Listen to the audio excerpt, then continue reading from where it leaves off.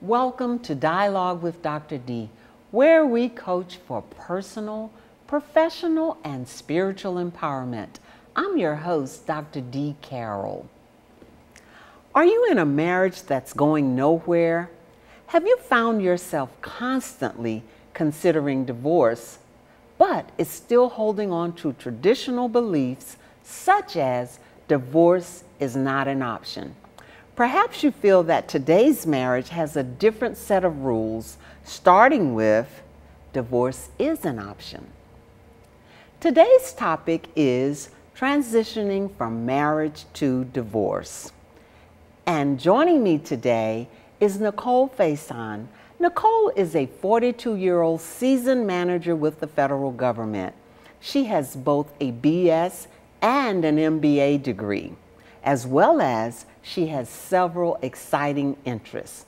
She owns a home, she owns rental property, she's attractive and has an outgoing personality and a wonderful attitude. All great things. Dynamic, wouldn't you agree?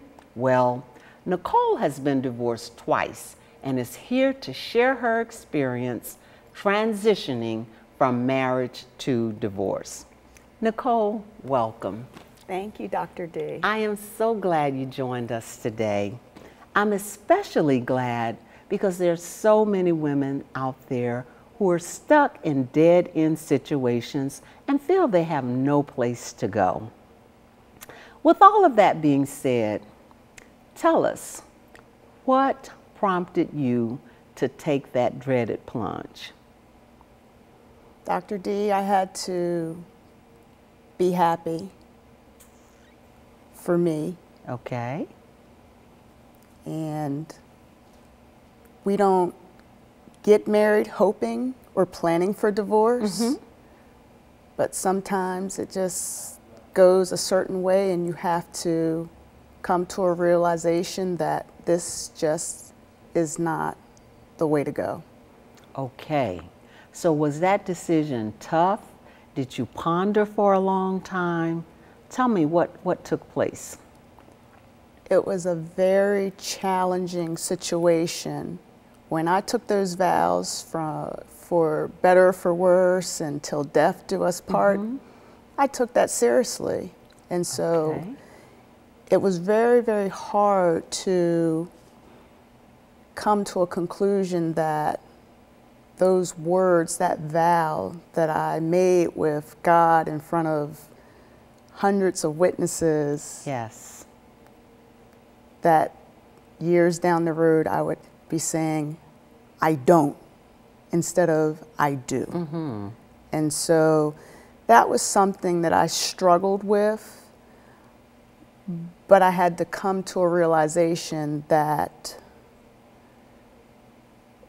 do I want to live a life of misery and pain and suffering for the next 40, 50 years? yes. And so it was very hard. And, you know, you have this image of being a successful career woman, you know, happily married.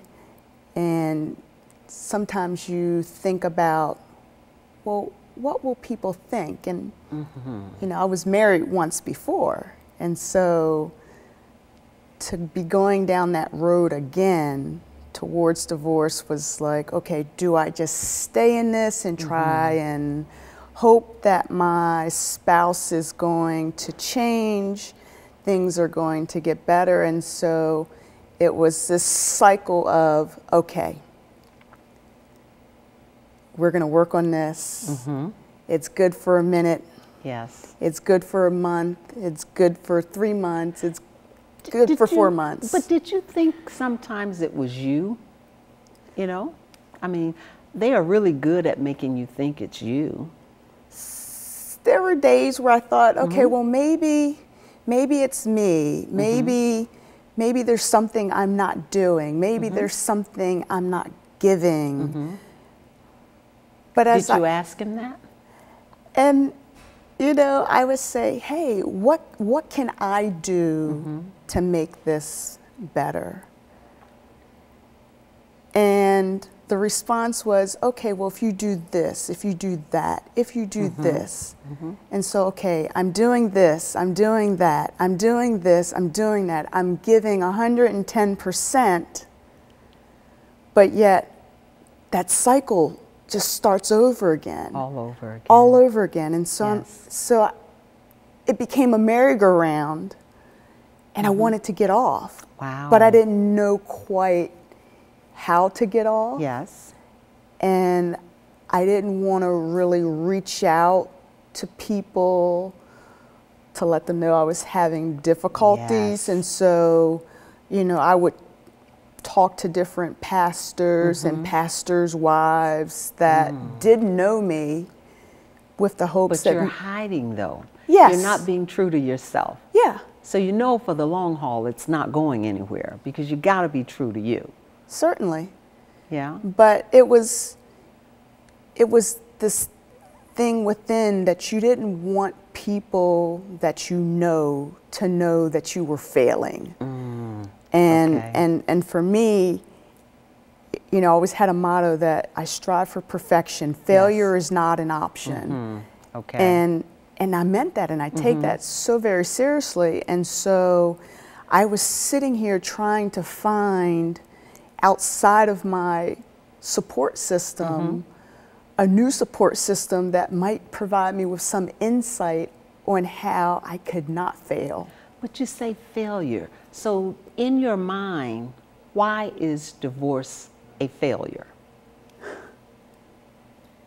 Because it's almost like sending a message that this didn't work. You couldn't make it work. I couldn't make it work. Okay. And it's okay. It really is okay. We're not, long gone are the days of our parents and grandparents when they just stayed there because it wasn't an option. But right now, happiness means more. Am I right? Exactly. Okay. Okay. All right. That's very important because there are so many, as I said, so many women out there, and maybe men too for that matter, that feel they're going down a dead-end street. But for many reasons, they have to stay there. It could be children, it could be finances, it could be a number of things. Did you deal with any of those? I know you don't have children. Didn't have children, but the issue of trying to separate from an individual. When you get married, it's one. Yes. You become one. Yes. And so it was a struggle as to, okay, if I leave, I now become me again, so to speak, and it's just me. Yes. It's no longer we. Right. It's me.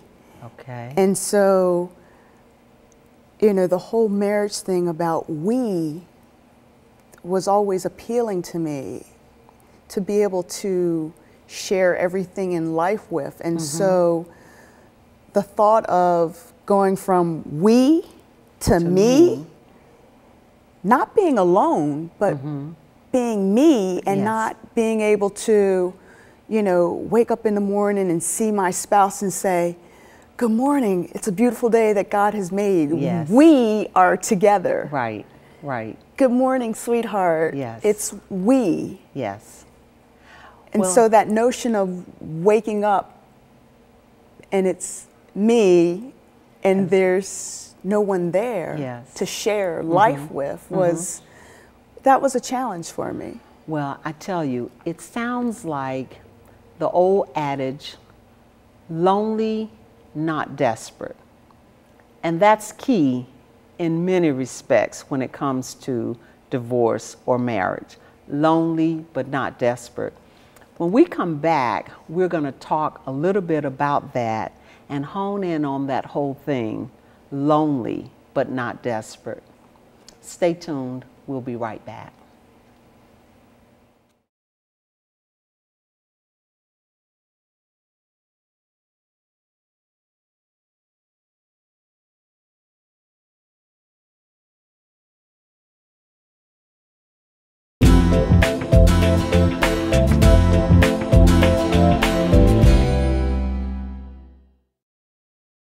Welcome back to Dialogue with Dr. D, where we coach for personal, professional, and spiritual empowerment. I'm your host, Dr. Dee Carroll, and joining me today is Nicole Faison. Nicole, before we went to the break, we were talking about lonely but not desperate. Tell me your take on that. I'm alone, but I am not desperate to be in a relationship, meaning I'm not going to just settle for anyone. Settling. Do you think you've done that in the past? Yes. Okay. And why? I didn't want to be alone. You didn't want to be alone. But now it's okay to be lonely, just not desperate. I won't say that I'm lonely. I find comfort in being with myself. I don't need to be with another person to feel alive. I don't need to be with another person to validate me. I validate myself through my own love for myself. Okay. And that's very powerful because a lot of people are not there. They need support. They need to feel that camaraderie to be complete. And it's good that you're there. What do you say to women all over the world who are having a challenge with this whole thing of being alone? They settle. What do you say to them? Take time out for yourself, love you, and everything else will flow naturally. Take yourself out on a date. It's okay to go to the movies by yourself. It's okay to treat yourself to a glass of wine. Do you. Wow. Do you. Now, if more people had that outlook, guess what? I don't know if we'd have very many marriages, huh? A lot of people get married to be complete, to be whole. A lot of people get married just so they can buy their first home. You have not only a home, but you have rental property. So you've purchased more than one home. You know, so you've always been, quote, a trendsetter, even though you've embarked on this whole marriage thing more than once. Yes, but before marriage, I had my own goals and aspirations, and I achieved those goals and aspirations alone. And at this point in life, it's really about finding someone you can love and be loved and dream together and share life together.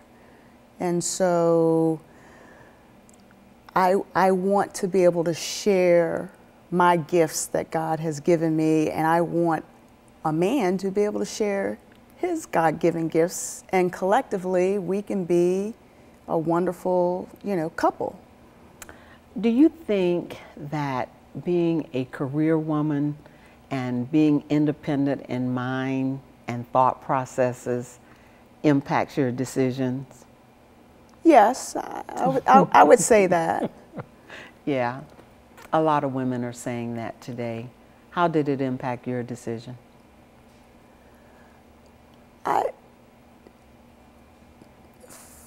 For me, I was confident that even if I had to go down this road of divorce, I was going to be okay.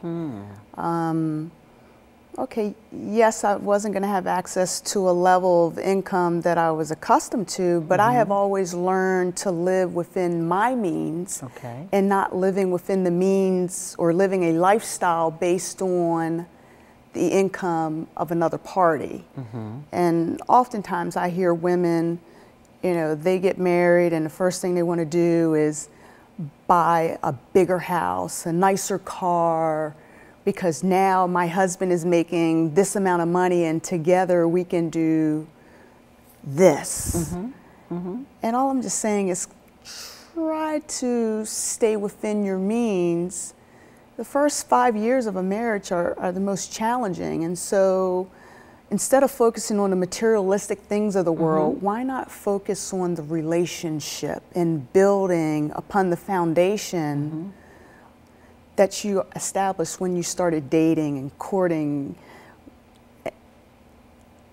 and build bigger dreams later on down the road once you've gotten to know one another and you know, get on the same page. Right, right.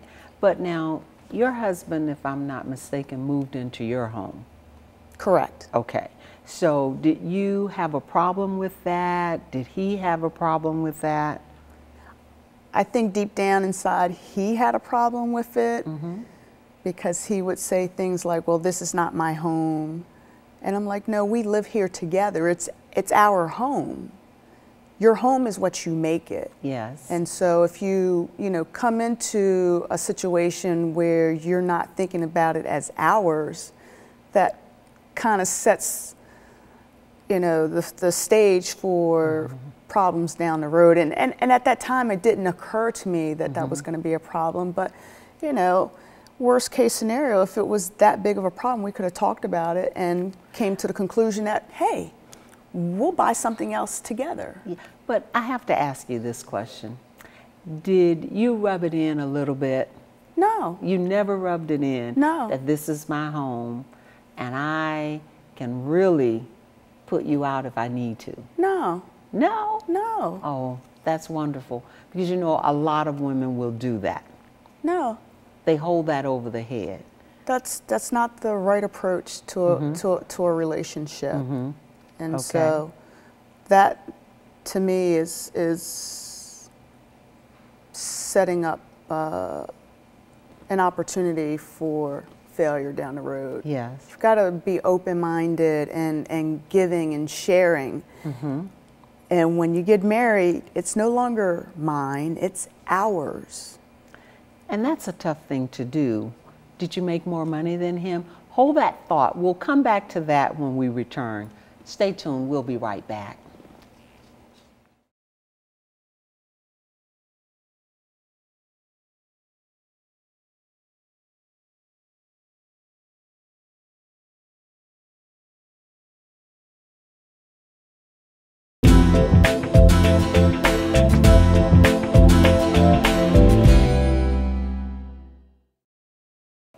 Welcome back to Dialogue with Dr. D. I'm your host, Dr. Dee Carroll, and joining me today is Nicole Faison, and we're talking about transitioning from marriage to divorce.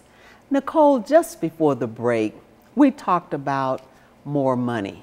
Making money, more money equals more money. Did you make more money than him? I did. Oh, how did you feel about that? And how did he feel about that? It didn't bother me, but sometimes it bothered him.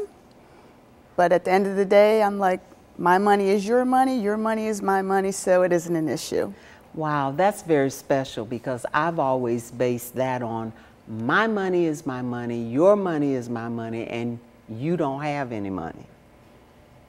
So you did it differently. Differently. Oh, wow. God bless you.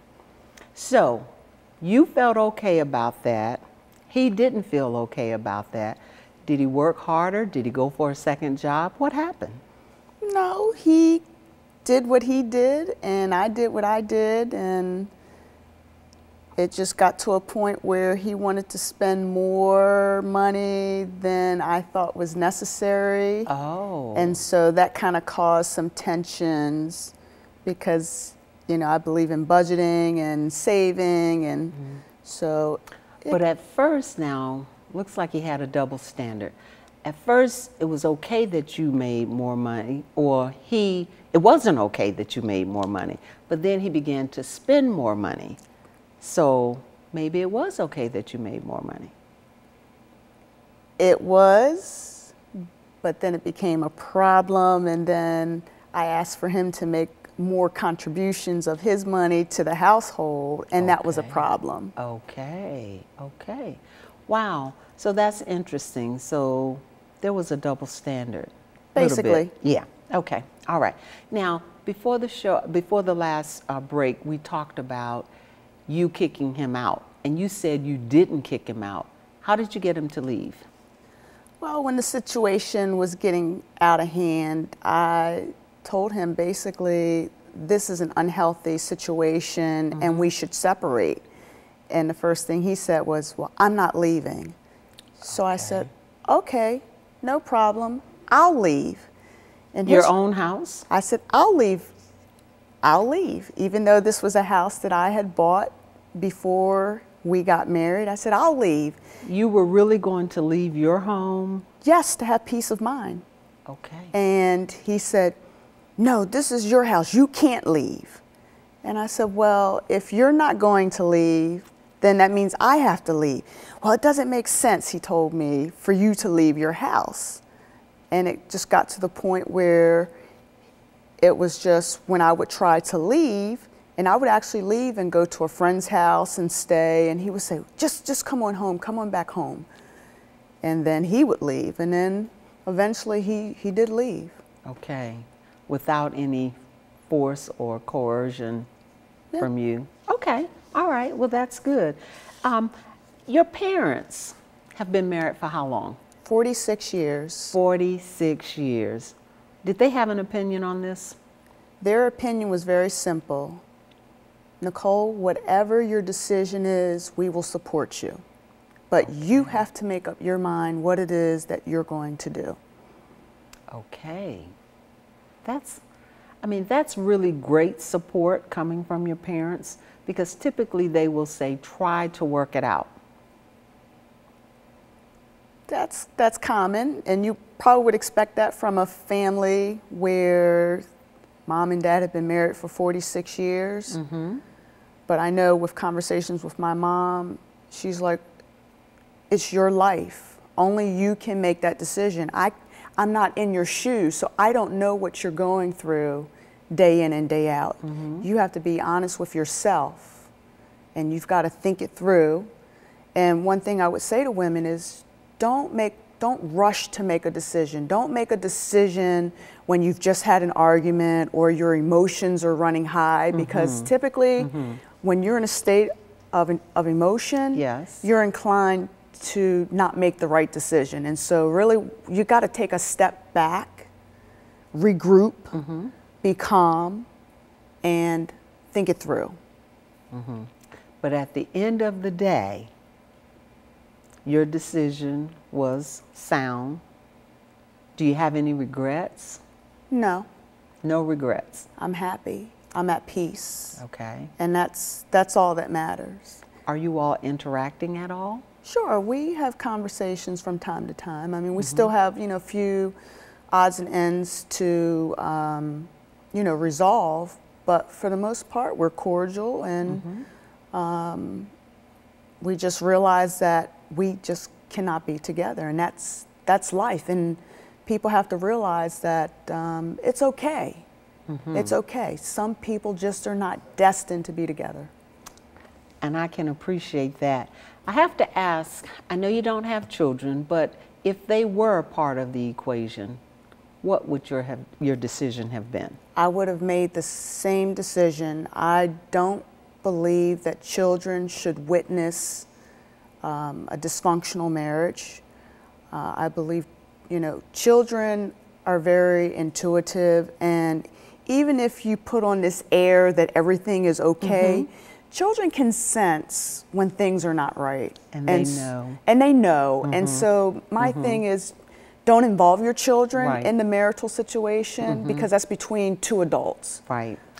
Well, I have to say, this has been very enlightening and empowering to people who are going through this situation.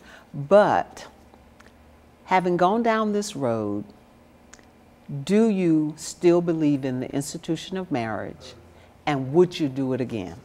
I do. I do. I do. And I would do it again. So, Mr. Right, if you're out there, you're available. I'm looking for him. You are. After all of that, you're ready to go. I'm ready for Mr. Right. Okay. Question is Mr. Right ready for me? Okay, but quickly, who is Mr. Right? What does he look like? Mr. Right is someone of high integrity, good character, loves God, believes in family, and the sanctity of marriage. Well, thank you, Nicole, We're going to take a short break and we'll be right back.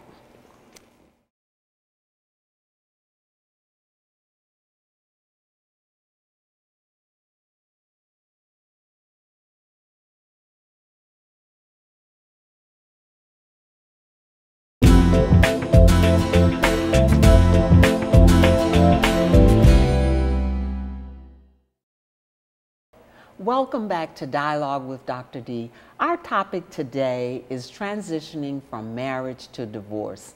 Nicole, thank you for joining us today. I appreciate it, and I'd like to have you back to continue this discussion. Thank you. Malachi 2 says God hates divorce. In Matthew 19, Jesus said that marital unfaithfulness is the only acceptable reason for divorce. And finally, Hebrews 13:4 tells us marriage is honorable in every way, so husbands and wives should be faithful to each other. God will judge those who commit sexual sin, especially those who commit adultery. Is divorce an option for you? We're here to enrich your life during your transition. Don't delay. Embrace your goals now.